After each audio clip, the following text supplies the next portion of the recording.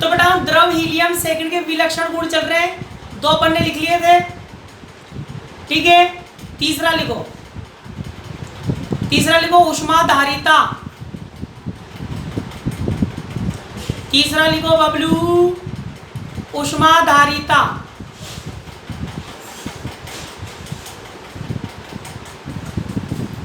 तीसरा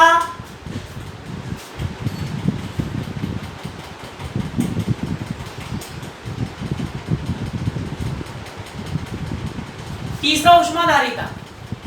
आगे सभी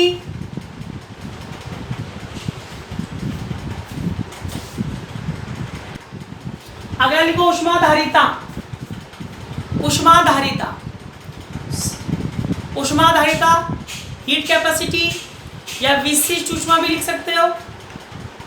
अब बेटा मुझे कौन बताएगा, जब हम ताप कम करते हैं, पहले सामान्य व्यवहार समझो, पहले सामान्य व्यवहार समझेंगे तभी तो असामान्य व्यवहार समझेंगी ना। सामान्य व्यवहार बताओ जब अपन ताप कम करेंगे, जब ताप कम करेंगे तो ऊष्माधारिता बढ़नी चाहिए कि घटनी चाहिए? जल्दी बताओ, जल्दी बताओ बबलू।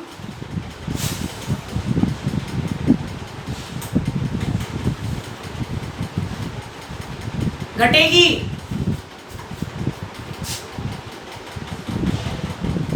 ऊष्मा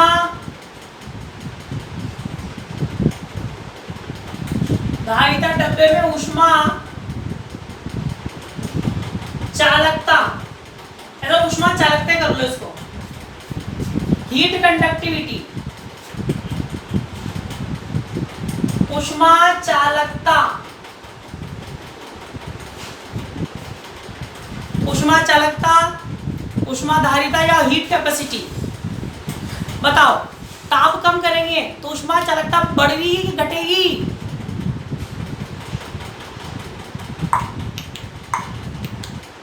जल्दी बताओ।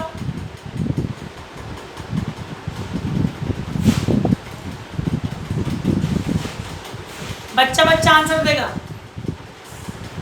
ताप घटाएंगे, घटेगी। Very good, very good.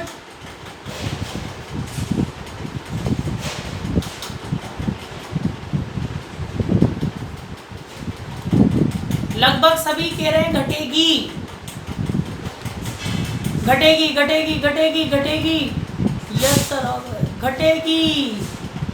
तो बेटाओ वह बबलू हो।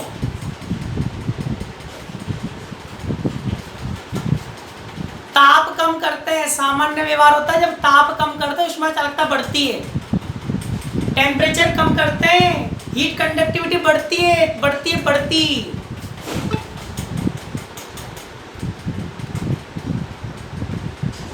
क्या होती है? बढ़ती है। पूछ कैसे, पूछो कैसे, पूछो कैसे, पूछ लेंगे बस पूछ लेंगे कैसे। इधर आओ। मैं बबलू, अरे हो बबलू, अरे हो बबलू। ये मान लो 70 डिग्री सेंटीग्रेड, 70 डिग्री सेंटीग्रेड, ये 20 डिग्री सेंटीग्रेड, ये 0 डिग्री सेंटीग्रेड। बताओ फर्स्ट, सेकंड, ए बी। बताओ ऊष्मा का प्रवाह फर्स्ट सेकंड में से ए पर कब ज्यादा होगा? फर्स्ट में कि सेकंड में? ऊष्मा कहां से आती है? उच्च ताप से निम्न ताप, उच्च ताप से निम्न ताप। तो ऊष्मा चालकता कब होगी? ज्यादा कब होगी? सेकंड में कि फर्स्ट में?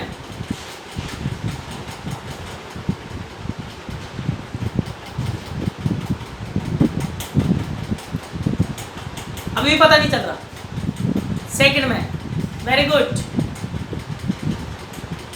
Very good.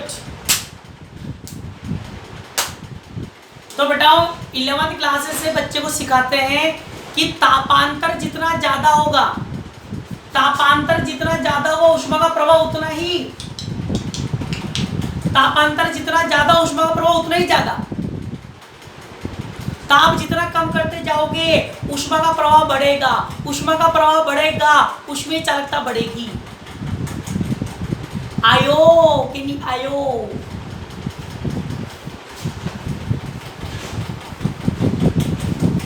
हाँ के ना? अरे हाँ के ना?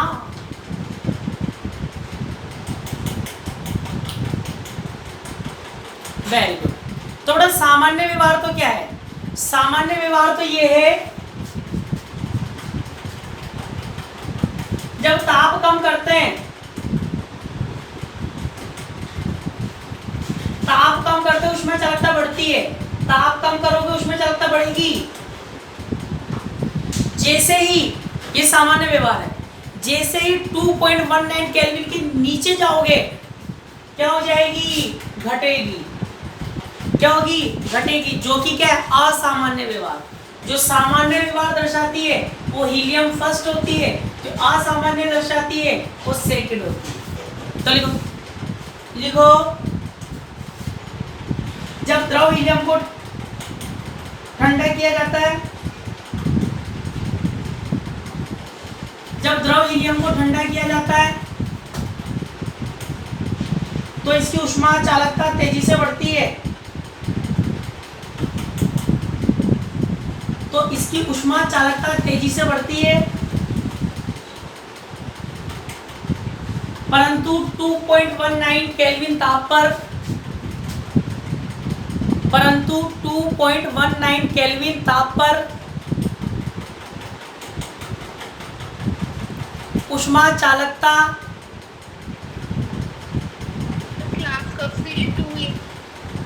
क्या हो बेटा?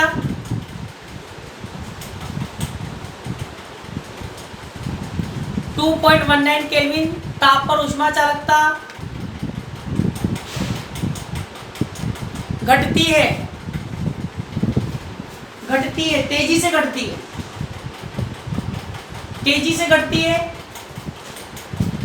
जो कि असामान्य व्यवहार है। कुछ भी नहीं लिखाया, कुछ नहीं समझाया बेटा, बस इतना सा लिखाया है। थर्ड नंबर का ऊष्मीय चालकता 2 हो चुके थे अपन के कल, ऊष्मीय चालकता लिखाया है। ऊष्मीय चालकता में सिर्फ इतना सा लिखाया है, सामान्य व्यवहार क्या होता है? ताप घटाओगे बढ़ेगी, 2.19 केल्विन नीचे जाओगे घटेगी, इतना सा लिखा है, कुछ नहीं लिखा है और ज्यादा कुछ समझाया भी नहीं अभी। लिख लिया सबने? जो कि असामान्य व्यवहार है। 5 लाइनें छोड़ दो, 5 तो नहीं 3-4 छोड़ दो, ये बना लो सब, सबको नहीं छोड़नी है। वो एक बालिका लेट आई है इसलिए कह रहा हूँ, वरना तुम भी छोड़ छोड़ा के बना लो। ग्राफ बनाओ जल्दी से जल्दी।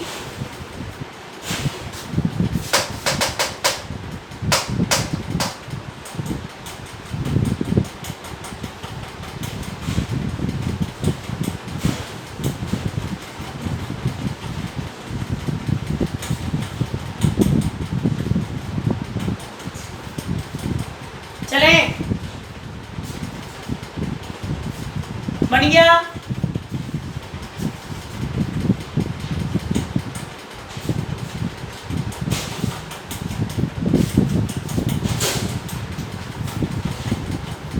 फोर्थ नंबर का लिखो लास्ट असामान्य व्यवहार,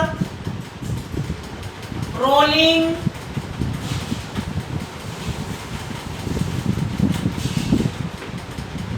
फिल्म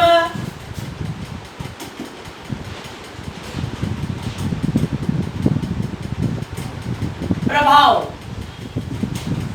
रोलिंग फिल्म प्रभाव, रोलिंग फिल्म इफेक्ट।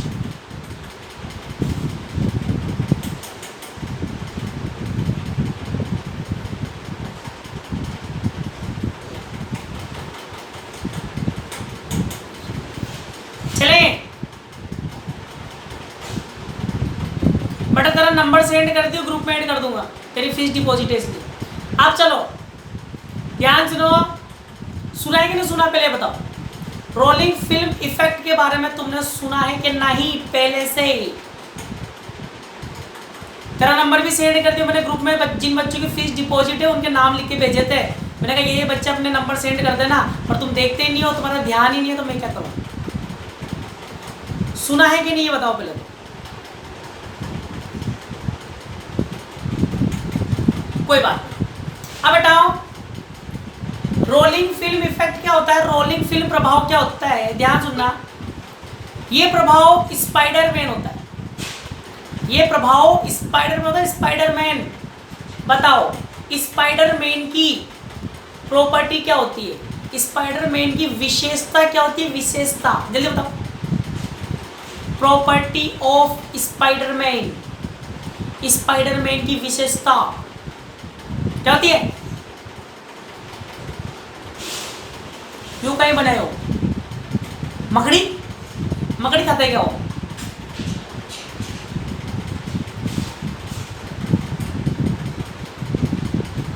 जाल, जाल। और बताओ ये जाल वाले मछली पकड़ने जाएंगे, हाई जंप, ये जाल लिख रहे हैं, जाल, ये मछली पकड़ने जाएंगे थोड़ी देर बाद।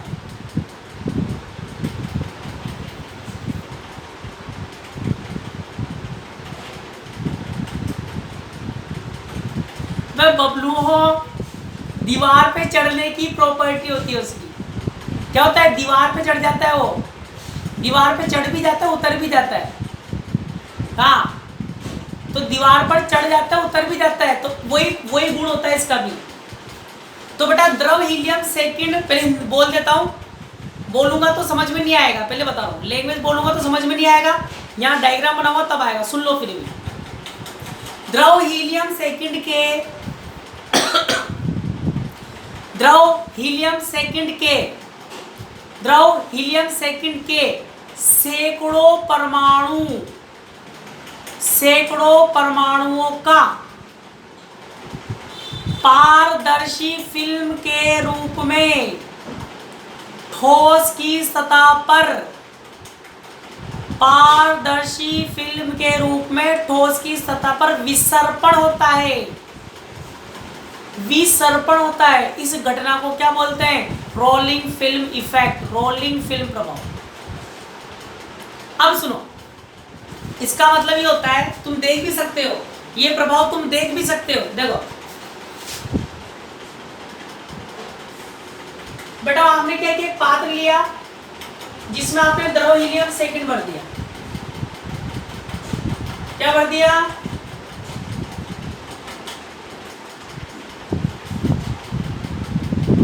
द्रव हीलियम सेकंड आपने भर दिया, ठीक है। अब आपने बेटा इसमें क्या रख दी, एक परख नली। ये क्या है? द्रव helium second, liquid helium second है, द्रव हीलियम सेकंड। आपने क्या करा, इसमें परख नली रख दी। परख नली मतलब टेस्ट ट्यूब। इसमें बेटा आपने टेस्ट ट्यूब को रख दिया, खाली टेस्ट ट्यूब।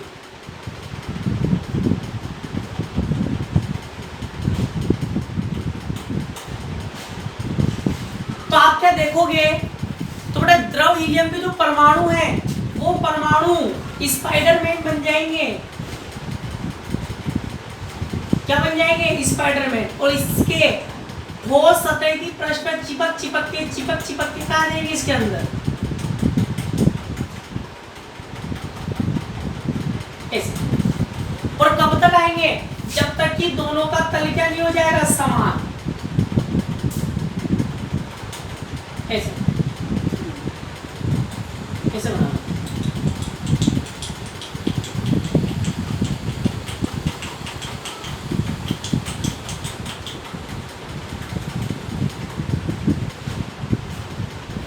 चढ़ भी जाएंगे और अंदर उतर भी जाएंगे। अरे चढ़ भी जाएंगे और अंदर उतर भी जाएंगे। इस घटना को अपन क्या बोलते हैं? रोलिंग फिल्म प्रभाव। ऐसा भी हो सकता है और एक ऐसा भी हो सकता है।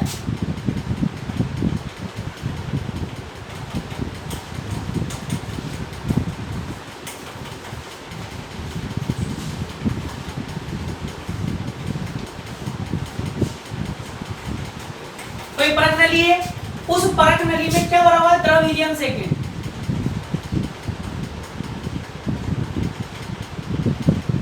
ये भी हीलियम सेकंड है, तो इसके अंदर भी क्या है? Helium second.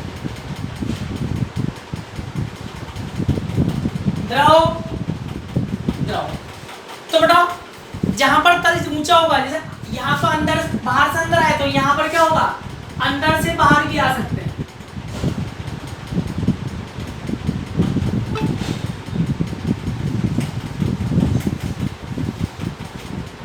यहां से यूं आएंगे और यहां से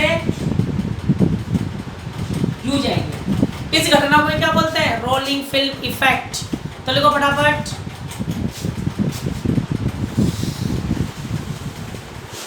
लिखो द्रव हीलियम सेकेंड को, द्रव हीलियम सेकेंड के सैकड़ों परमाणुओं की, द्रव हीलियम सेकेंड के सैकड़ों परमाणुओं की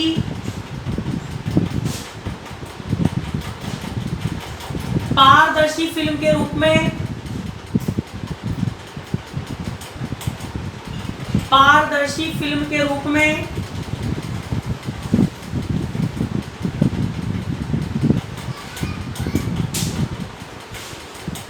ठोस सतह पर विसर्पण, ठोस सतह पर विसर्पण,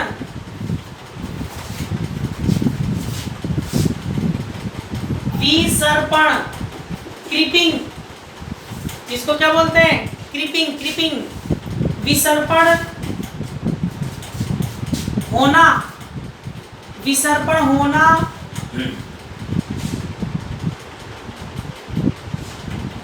रोलिंग फिल्म कहलाता है। विसर्पण होना रोलिंग फिल्म कहलाता है। आगे ऐसे लिखो, जब किसी परत नली को, जब किसी परत नली को द्रव हीलियम सेकेंड से भरे, द्रव हीलियम सेकेंड से भरे पात्र में, द्रव हीलियम सेकेंड से भरे पात्र में ऊर्ध्वाधर खड़ा किया जाता है।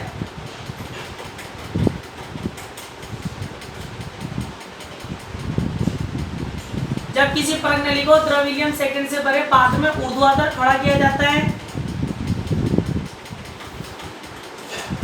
तो द्रव हीलियम सेकेंड, तो द्रव हीलियम सेकेंड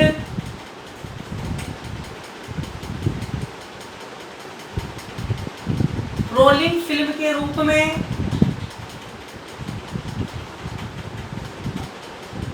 तो द्रव हीलियम सेकेंड रोलिंग फिल्म के रूप में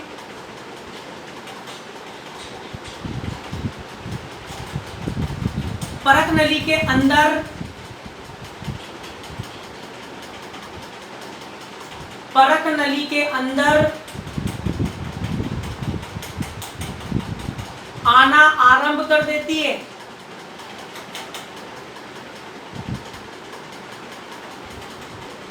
परत नली के अंदर आना आरंभ कर देती है। यह क्रम तब तक चलता रहता है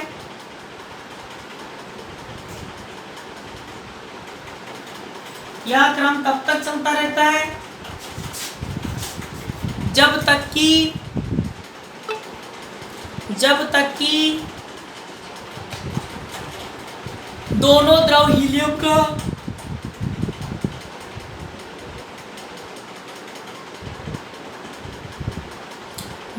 हीलियम का तल समान न हो जाए, तल समान न हो जाए। ये थ्योरी अपन ने इसके लिए लिखी, अब इसके लिए लिखेंगे अगले आंसर लिखो, इसी प्रकार जब द्रव हीलियम सेकेंड से भरी, इसी प्रकार जब द्रव हीलियम सेकेंड से भरी परत नली को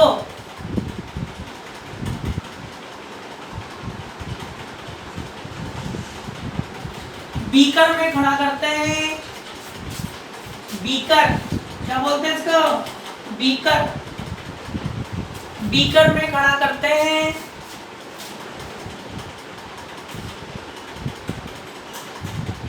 तो परख नली के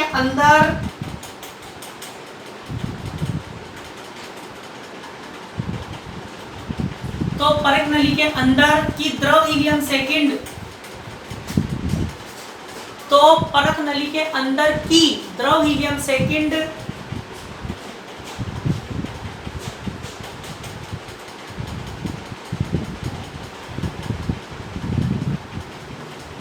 फिल्म के रूप में बाहर आना,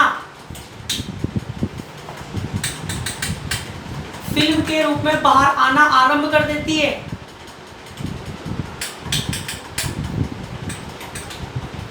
फिल्म के रूप में बाहर आना आरंभ कर देती है। यह क्रम तब तक चलता रहता है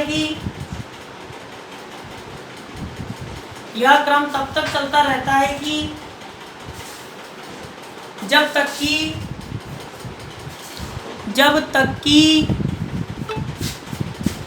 दोनों में द्रव हीलियम सेकंड का तल, जब तक कि द्रव हीलियम सेकंड का तल समान ना हो जाए,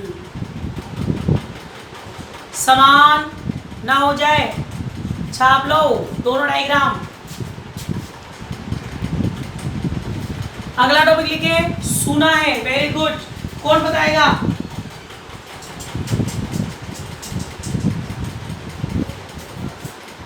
वेरी गुड। नहीं सुना, कोई बात नहीं। जिन्होंने सुना है वो बता सकता है। हाँ तो बताओ, नर सूक्ष्म प्रमेय क्या होती है? सुनो ध्यान से, तुम्हें याद आएगा नहीं, सब भूल भुला गया होगा। सुनो ध्यान से। तो बताओ, जब कभी कोई अभिक्रिया संपन्न होती है, जब कभी कोई अभिक्रिया संपन्न होती है, संपन्न, बताओ एंट्रोपी बढ़ती है घटती है?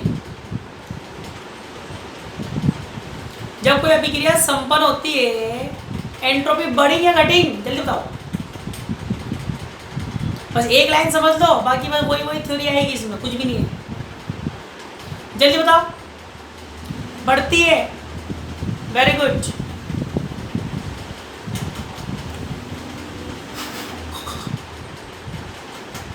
Very good. तो बताओ, जब भी अभिक्रिया संपन्न होती है, अभिक्रिया संपन्न का मतलब होता है पदार्थ एक अवस्था से दूसरी अवस्था में जाता है तो एंट्रोपी बढ़ती है। भाई सिंपल सी बात है, कोई भी अभिक्रिया संपन्न होगी तो अणुओं की अव्यवस्था होगी। मान लो तुम क्लास में बैठे हुए हो, मास्टर आया, मास्टर ने कहा बेटा उठ, उधर मुंह कर ले, तू उठ, अटी आ जा, तू उठ, उठी चल जा। क्या फैल, अभिक्रिया संपन्न हो रही है पर क्या फैल रही है? अव्यवस्था फैल रही है। ठीक है, तो बेटा जब भी अभिक्रिया संपन्न होती है तो एंट्रोपी बढ़ती है। तो नर्नर सूक्ष्म प्रमेय कहती है कि 0 केल्विन ताप पर, 0 केल्विन ताप पर, परम शून्य ताप पर, एट एब्सोल्यूट टेम्परेचर, 0 केल्विन ताप पर, परम शून्य ताप पर, एट एब्सोल्यूट टेम्परेचर पर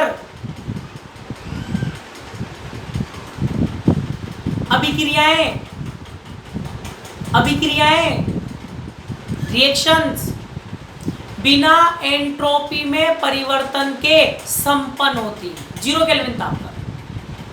जब टेम्परेचर 0 केल्विन कर दोगे तो कोई भी अभिक्रिया संपन्न होगी, उसमें एंट्रोपी में कोई परिवर्तन नहीं आएगा, एंट्रोपी चेंज नहीं होगी। क्या बोलती है? नर्नस्ट ऊष्मा प्रमेय बोलती है, नर्नस्ट ऊष्मा प्रमेय। फिर 2 वैज्ञानिक है, बाद में 2 वैज्ञानिक, फाउलर एंड गगनहाइम। दोबारा सुन लो, नर्नस्ट ऊष्मा प्रमेय क्या बोलती है? 0 केल्विन ताप पर, 0 केल्विन ताप पर अभिक्रियाएं जब संपन्न होंगी तो एंट्रोपी में कोई परिवर्तन नहीं आएगा, मतलब बिना एंट्रोपी में परिवर्तन के अभिक्रियाएं संपन्न होती है 0 केल्विन ताप पर। फिर बाद में कौन आया बेटा? बाद में आया कौन? 2 साइंटिस्ट आए, फाउलर और गगनहाइम। तो नर्नस्ट ऊष्मा प्रमेय के आधार पर उन्होंने तीसरे नियम का प्रतिपादन कर दिया ऊष्मागतिकी के। इस नर्नस्ट ऊष्मा प्रमेय से ही उन्होंने ऊष्मागतिकी के तीसरे नियम का क्या कर दिया? प्रतिपादन कर दिया। ऊष्मागतिकी का तृतीय नियम बना दिया, थर्मोडायनेमिक्स का थर्ड लॉ बना दिया, जिसकी सिर्फ थ्योरी है अभी, और कोई मैथमेटिकल कुछ भी नहीं है अभी। तो फाउलर गगनहाइम ने कहा, सब एक ही बात बोलेंगे, एक ही बात बोलेंगे, घुमा फिरा के वहीं आएंगे सब। फाउलर गगनहाइम ने कहा भाई 0 केल्विन ताप पर, 0 केल्विन ताप पर, परम शून्य ताप पर, एब्सोल्यूट टेम्परेचर पर निकाय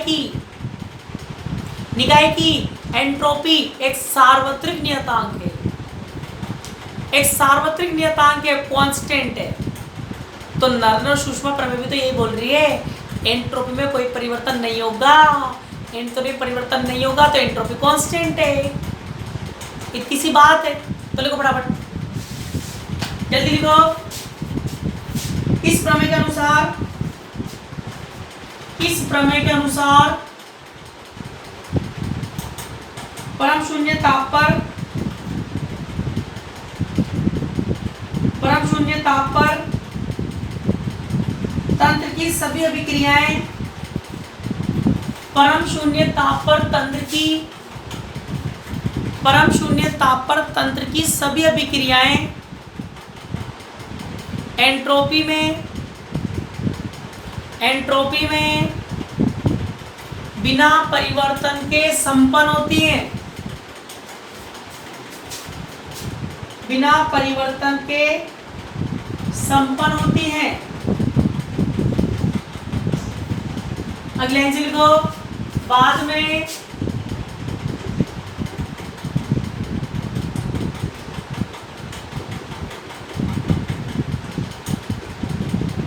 गगनहाइम और फाउलर ने ऊष्मागतिकी के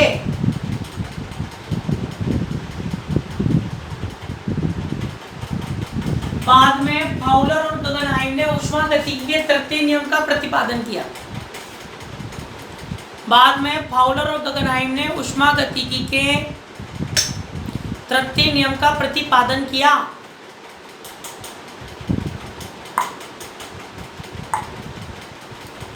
अगले आंसर लिखो, ऊष्मागतिकी के तृतीय नियम के अनुसार, ऊष्मागतिकी के तृतीय नियम के अनुसार परम शून्य ताप पर तंत्र की एंट्रोपी, परम शून्य ताप पर तंत्र की एंट्रोपी एक सार्वत्रिक नियतांक होती है, एक सार्वत्रिक नियतांक होती है जिसे शून्य के बराबर लिया जा सकता है, जिसे शून्य के बराबर लिया जा सकता है। तृतीय नियम क्या बोल रहा है? सार्वत्रिक नियतांक है जिसे शून्य के बराबर लिया जा सकता है। वैसे भी अपन को पता है परम शून्य ताप पर एंट्रोपी कम होती है, घटती है।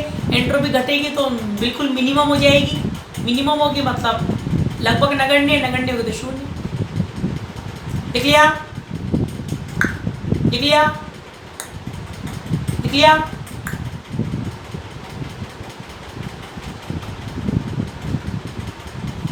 एक सार्वत्रिक नियतांक है जिसे शून्य लिया जा सकता है, ठीक है।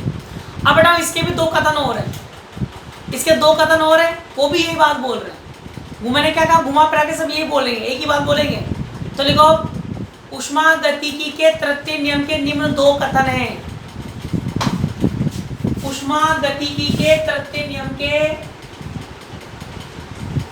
निम्न दो कथन हैं। फर्स्ट, लेविस और रेंडल का कथन, लेविस और रेंडल का कथन।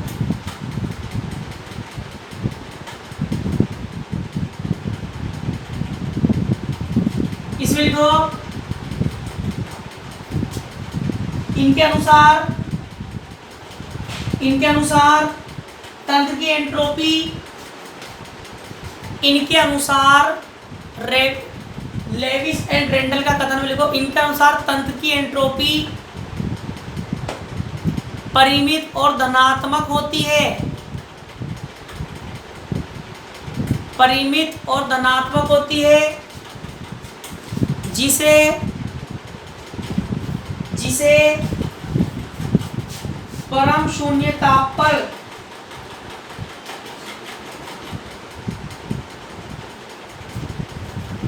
शून्य लिया जाता है। परम शून्य ताप पर शून्य लिया जाता है।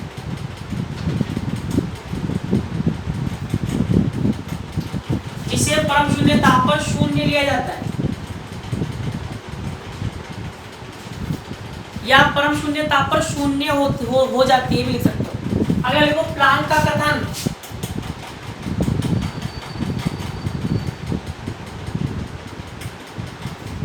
सेकंड प्लांक का कथन,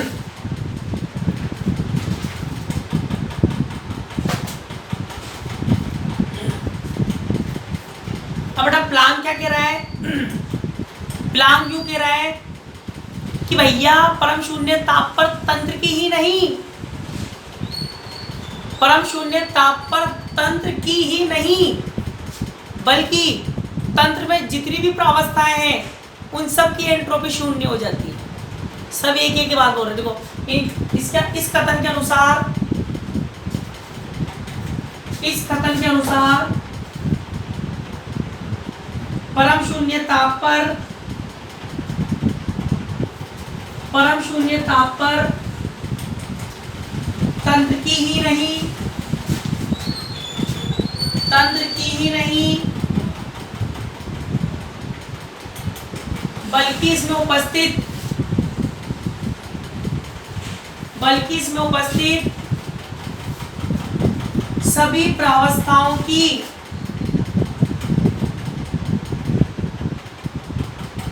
बल्कि इसमें उपस्थित सभी प्रावस्थाओं की एंट्रोपी शून्य हो जाती है। इसमें उपस्थित सभी प्रावस्थाओं की एंट्रोपी शून्य हो जाती है।